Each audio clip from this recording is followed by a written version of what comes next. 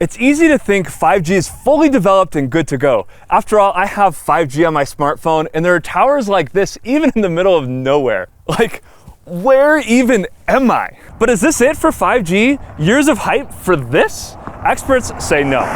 Anyone with a cell phone that's less than 12 months old already has 5G. But there's still a lot more capabilities in 5G that the carriers are still deploying out. So what else is coming for 5G? One of the things I find most interesting is you can build your own private cell network for a hospital or a smart factory. Think kind of like how you have a Wi-Fi network, you can have your own cellular network, but you can't build it alone. It doesn't matter how big you are as a company. You cannot win alone in private 5G. So if you want your own private 5G network, can you just build a system and go? Kinda, but it'll probably look more like this than our 200-foot tower in the middle of nowhere. The tech is basically the same though. Private and public 5G networks use the same technology, but the technical challenges are driven by use models.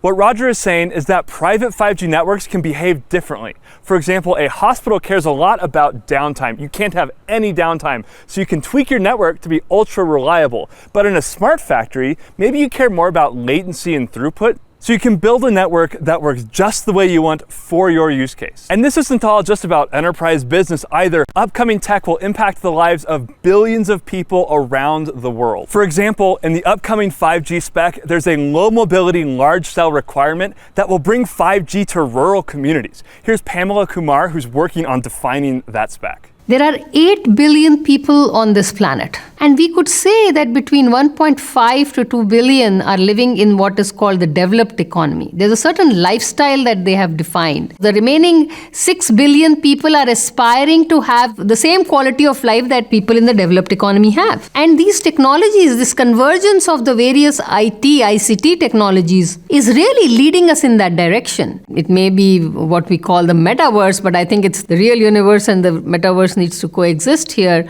to really improve the quality of life that people have. So technologies like 5G and 6G have a lot more to offer to a lot more people. If you're tech curious like me and love learning about the technology that drives the world around us, check out Keysight World Innovate. It's a free virtual event which you can watch right now. Check out the link. All the clips we used today are from that event, and if you like this, there's a whole world waiting for you over there. A whole Keysight world. That might be the worst line I've ever written. I'm so sorry.